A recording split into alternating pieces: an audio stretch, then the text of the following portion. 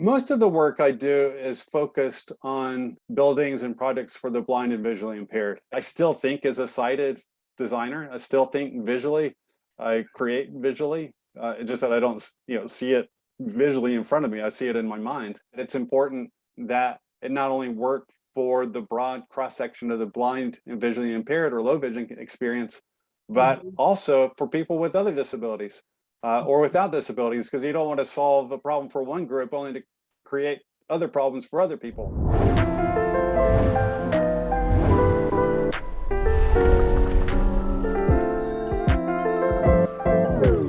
Chris, we're really excited to have you join us today, really excited. And we are also really happy that Amber, who is an incredible design researcher, has great experience in some of the things that you do and talk about, and so she's part of the Wondros family. So here we all are, and so thank you. Hi, Chris. Hi Amber. Hi, Jesse. So, Chris, how would you describe yourself? Your occupation. I'm an architect, and which typically is sufficient, but I'm an architect without sight, so it makes it a little bit more interesting. Did you train as an architect before you lost your sight? Yes. In fact, I have 2 degrees in architecture and had 20 years of experience before I lost my sight. So I've lost my sight in 2008 and then went about reimagining my career as an architect and rebuilding it from there on till now. What kind of work, what was your area of interest, expertise, before and of course now, but so the audience understands. Yeah, my practice before was pretty generalized. I was doing lots of different things. My career had gone from doing a lot of academic work like libraries for schools, both in collegiate and K through 12 libraries. Got involved in some public aquarium work, some theater work. Let's see, a lot of retail stores, a lot of custom residential, some winery work, cross section of things. I've been in California, in the San Francisco Bay Area since '89. Came out here for grad school and stuck around. That's a lot of projects you've kind of worked on, a lot of areas. How did you lose your sight, Chris? I lost my sight as the unintended consequence of surgery to remove a brain tumor. My sight was failing. That's how what triggered the task to figure out what was going on with my eyesight. But I needed reading glasses before the surgery. But then after surgery, the sight failed. And within actually like the second day, and then a week and a half later, they sort of ran out of options. So yeah, it was a bit of a crash course in losing your sight, basically going from full sight to no sight. When you wake up, how long after that is it that you decide you're going to continue your career, and how does it change you not having your sight? Well, the day that the doctors told me they had exhausted all their options, that this was my new normal, that evening I started processing things and had enough experience to know that there was an awful lot that I could do in the field without sight. Clearly I had to learn a lot of new technologies and things, and none of which I knew anything about, but I knew people are out there doing it, and I knew it was important to get out and get the training. But given that, I could go through my job description in my head, and I could just tick off or shuffle things off into different columns of things that I could do pretty much right away. Things that I could probably do, but would probably need some help to get there, some training, and then some things that I had no idea how I would do it. And then at that point I really couldn't mold a career. I could just get the idea of, no, it's doable. It's just a matter of how much of the broad spectrum of the profession could I do, and would it be of the sort of things that I would find rewarding, engaging, and sort of would I be able to get back to the sort of the parts of the career of the profession that I really enjoyed. You say you could tick off the columns in your mind. Do you see in your mind? Do you design in your mind with the way you would if you were sighted? Yeah, that's an interesting thing. As an architect, as a designer, you're trained. It's like nobody can see what they're designing until they've designed it, right? It's like it starts to take form in your mind, and it's it's sort of synthetic thought and vision of imagining things. And so yeah, I had a very vivid visual ability to, in my mind, to kind of lay things out there. And then the drawings, other models and things, that's a way of expressing that and bringing it forward to share with others and to tune it. But it's really that creative process is an intellectual process. So, not that I had the great idea at the time, but eventually it really came down to a tool problem. Like, okay, you can think the same way, you can solve the same problems. I have this visual memory. I knew I could do visual composition, at least form in my mind. But it was like, how do I access those drawings and the tools and tricks of the trade to do that work? What kind of things are you doing now? Most of the work I do is focused on buildings and projects for the blind and visually impaired. One thing I learned, I quickly tried to find other architects that are blind. Like, there got to be some. I couldn't come up with any across the United States. I found one globally, Wow. an architect in Lisbon, Portugal. The idea that I was blind, but an architect, that once I put that together by accident when I was looking for a new job, and then the first opportunity that came up really quickly was the opportunity to join a team doing a blind rehabilitation center for the Department of Veterans Affairs in Palo Alto, California. And the idea that I was a blind architect was of real value to the design team because they had no idea what that experience was like. So they were designing for users that they couldn't really understand. And their client, the VA, kept asking them, how do you know this makes sense for our veterans that are experiencing sight loss coming to this building for their training? How do you know this works? And when I walked in the room, they're like, we got our answer. We got our guy. He just completely, and I had only been blind for 9 months. And Right. so it, even being new, put me in the same place where their veterans would have been. So it really gave me that unique insight to be able to contribute to the team in a way that few, if any, others could. And that sort of defined a whole sort of sector of work that I'd never thought about before, whether there's agencies serving the blind, nonprofits, schools for the blind, but then getting into things like transit. Because if you're blind, you don't drive. We really don't like it if we drive. So we take public transit, subways, buses, you name it, and trying to design those more in a more suitable way that can be more better wayfinding and navigation for the blind and visually impaired. Despite it being in a fairly narrow niche, really focusing more on the blind and visually impaired, got a lot of diversity that's quite robust and similar to what I was doing before, just different types of work. It's a really incredible example, the VA example. It really resonates with me. I'm a military veteran myself. And the incorporation of user experience into architecture seems like it's a unique camp, I think, maybe from a historical architecture posture, or at least my perception of it, which is, designing for form and designing for design's sake. The concept of incorporating humans into the design concept seems to be, for some reason, a kind of a new one. Go figure. No, it's there was a time in the 70s, early 70s, there was a lot of research, a lot of work with user groups, a lot of focus on that. But then the profession kind of got away from that. And interestingly, I found today that there's a lot more focus on that in technology space, given that a lot of these technology platforms, whether it's software or hardware, are designing things, building things to be used by a broad cross-section of people. They're hiring more and more people, and they also want the best and brightest, and sometimes they come in different packages.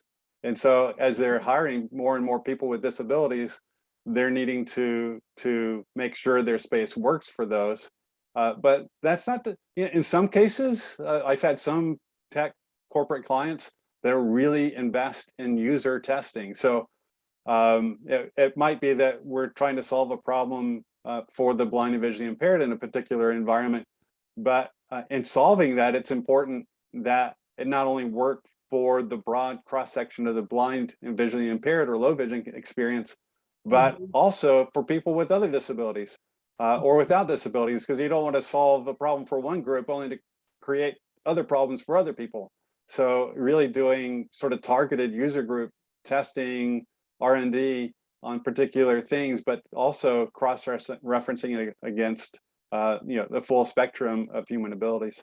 So interesting. It reminds me of some projects that we've worked on in the past, and I've worked on with the VA a bit, which is improving access to mental health care and designing for someone with mental health challenges along a gradient of experiences. But if you're designing for that, designing to create a sense of safety and security, low noise levels, comforting colors, you're really designing for a delightful experience for a lot of different kinds of people. What do you think of when you're designing for people, with low or no vision and that delightful component? I'm glad you said that delightful component, because as an architect, I'm really interested in sort of the qualitative experience of architecture, not just does it work and does it, it's got to do all that fundamental stuff. But generally speaking, as architects, we want to elevate that life experience for the people in our buildings and the environments we design. Want it to be delightful, enjoyable, place to be. And so, for me, there was a question of, okay, well, what makes a space, a building delightful if you can't see it? How do you share in that sense of delight? Focusing in on that together with the sort of the functional needs. Obviously, it can't be delightful if you're frustrated because it's not working for you. So the lowest bar is it's got to work. It's got to address those core needs. But then there's so much that can go into the quality of that experience. And I'm thinking of one project in particular that I worked on, a project for the Lighthouse for the Blind and Visually Impaired in San Francisco. And they were to occupy the top 3 floors of an 11-story building. And we decided to put the lobby, the reception area, on the 10th floor, and then cut in floors in the holes in that lobby space, put in new stairs to go up to this level above and down to the level below, so that you could sort of unify as an organization. And it was important that they sort of feel their community, be aware of it, and sort of sense the whole thing, instead of having these 3 separate striations of floors and different programs on different floors that would never see each other. So those stairs were really important, but it was also important to design it in a way so you walk into the lobby, if you're sighted, you could see the stairs going up and down. And then we designed it so you could hear if people were going up and down the stairs. We intentionally designed the stair in wood. First, the architects I was working with, they're like, oh, we'll put carpet on the floors. Like, no, if you put carpet on the floors, on the stairs, we'll never hear it. It's important to be able to, you walk in, if you can see, the stairs there. If you're blind, if you want to hear those footfalls and cane taps of people going up and down the stairs. So it's important that it be a hard surface. And then they said, oh, but okay, well, they're modernists. We could do steel. Like, have you ever heard metal cane tips on steel stairs? It's not a good sound. There is nothing delightful about that. And then we actually did a lot of acoustic modeling of that environment, where we're working with a specialty acoustic consultant that had the ability to model sound while it's still in digital space. And you could go into their sound lab and hear the sound. And I challenged them. I've been doing some work with them before this project, and they got it to where they could have my cane taps on the ground walking through the space like an animated walkthrough, only there are no visuals. You're just hearing the tapping sound, and you're listening to how you can hear the environment. You're hearing other people around you, like the receptionist welcoming you to the lighthouse, other things, and really taking that then to be able to change the materials, add additional acoustic treatments to get it to the quality of that experience, get to the liveliness and positiveness that the executive director was after, yet still have a very comfortable conversational place where you could just casually have a conversation. Yeah, it's lively, but it works. This limitation on architecture that you learned after 20 years, how much did you have to learn before you could really start designing it? And then how did you develop those tools? Was it quickly, or did it take a minute to figure that all out? That took time. It was an evolution. Some of it was pretty quick. Within 6 months, I had a large format embossing printer, so I could print drawings in tactile form. And that's the only way I could access them. But I print those all the time now. And then eventually I learned I could use these wax sticks that are a kid's craft toy, but they're called Wiki sticks. And there's some other, that's like the Kleenex brand. There's some other brands, and it's really just wax. So it gets tacky as you work with it in your fingers as it warms up. And they just bend, they can fold, some of them you can just snip off with your fingernails or just pull it apart.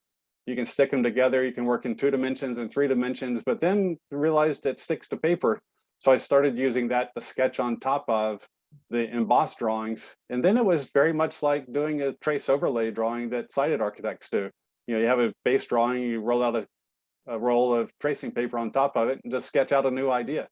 I was doing the same thing, only I didn't need an extra sheet of paper. I just needed these wax sticks on top of the embossed drawing, and they felt different. So I could tell one from the other and really can work out designs, details, and explore options and things that way.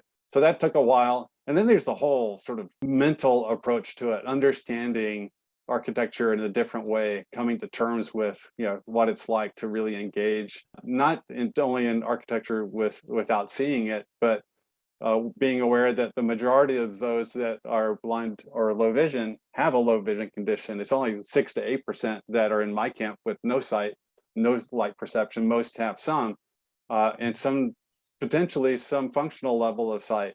And then it's a matter of how to design that environment to maximize their acuity, visual acuity within that space. So there's a lot of learning to do on sort of the multi-sensory level of designing in things to be more tactually based, rather than just looking at a color palette. I've really started looking at multi-sensory palettes of materials and things to work with, so that you can really get that differentiation and clarity of concepts.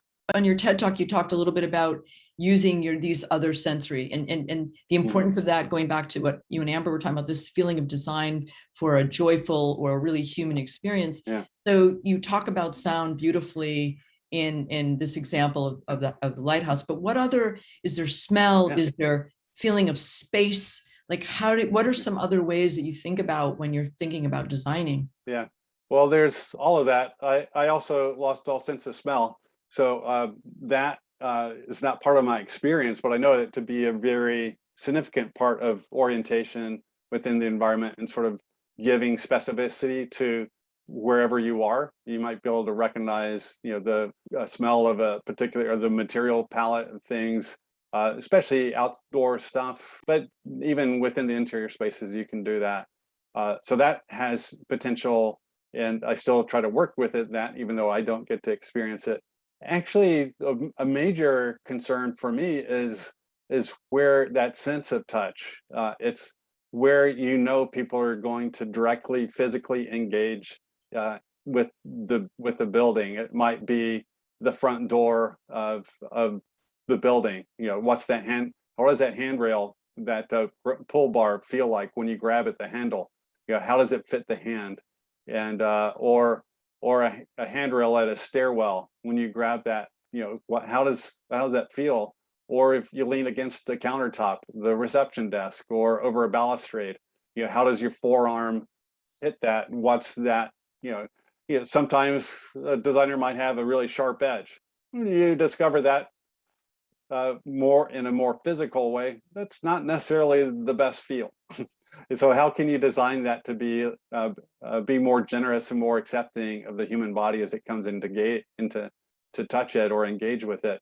Really thinking about those moments, those opportunities to anticipate how the body is going to engage in the architecture, and design intentionally with it to share that sense of care, that sense of delight. What happens? You leave your firm that you're with and you go to a new firm? Do you need a team of people to help you do this? Like, how do you get started with all of these new tools and things? Yeah, well, at that point, when I started work on that VA project, I was going in as a contract employee with the firm, working in their space. Yeah, and I had people I could work with. They could come work with me at the desk. At that time, I was working with embossed drawings, but was still developing the work with the wax sticks. So initially, it was a lot of conversation. I could review things, and I was picking up on all sorts of things, details, and compositions and things that wouldn't work from the blind experience or overall experiences, and was able to contribute towards that. But eventually got these other tools, working with the wax sticks, and could be more fully engaged with the process. After that project, I really started working more as a consultant, engaging with lots of different firms. So like today, I'm worked out of the home office, and I'm engaging in at least 6 to 8 different firms on different projects all over the country, and can do everything remotely. And thanks to technology, they can sort of easily finesse all that. And starting to travel a little bit now after COVID. So there's some advantages to being in person at times. This range of clients, Chris, that you're working with now, are you finding that most are receptive to this experiential design, human integration kind of approach? Are you finding any resistance? And then how do you deal with that? I'm not finding much resistance. If there's resistance, it would typically come from the budget or the schedule. Sometimes I've had some schedules that are so intense that there might be an opportunity, but I know the schedule doesn't allow for it to really explore it and develop it. And it's just like anything else, any other kind of project. You just have to know what battles to go after. But I've rarely, if ever, I can't think of a time when the client said, "No, that's nonsense. That's not working." Typically, if they get me engaged, it's because it is for this demographic, these people with these particular different way of engaging in the environment, and they hire me. So typically, they're going to give me some credibility for what that opportunity. Sometimes it's solving a problem. Other times it's recognizing the opportunity. Other times it could be trying to tell them, actually, no, that's an overreach. You don't need to work that hard. The capacity, don't underestimate the ability of the people to sort that out. So there's a lot of different ways of engaging and advising. Do you think, is there an appetite or an opportunity in architecture now, or some movement within some of the architectural movements or people, to be really, more inclusive and think more broadly when designing spaces, particularly public spaces, and including this idea of people having different ability levels? Is there a trend towards that, or how do you think about that? No, I think there is. There's a lot of evolution in the profession that is, I think, getting a little bit more grounded than it had been, and grounded more into whether it's through green design and sustainability, being socially responsible. And once you get into that social responsibility and social justice, that sense of inclusion, inclusive design, or universal design, that's part and parcel to it. And there's, you can't talk about social justice in architecture and design exclusive spaces that don't include all people, and quite frankly, that don't go beyond the sort of the building code or accessibility regulation bare minimum. And what's really exciting now about working in the tech space, they're so far beyond the building code and the accessibility regulations. They're really looking to do more to really make their diverse workforce feel truly integrated. And that's a wonderful thing, and I'm really optimistic that that's going to cross-pollinate. And as more and more architects work in that space, face those demands and those curiosities and interests, and with a client that can, generally speaking, a lot of those folks can afford it to push the envelope and really try. It's going to start influencing so many other spaces, and I really think it'll become more of the norm than the exception. I still think, as a sighted designer, I still think visually.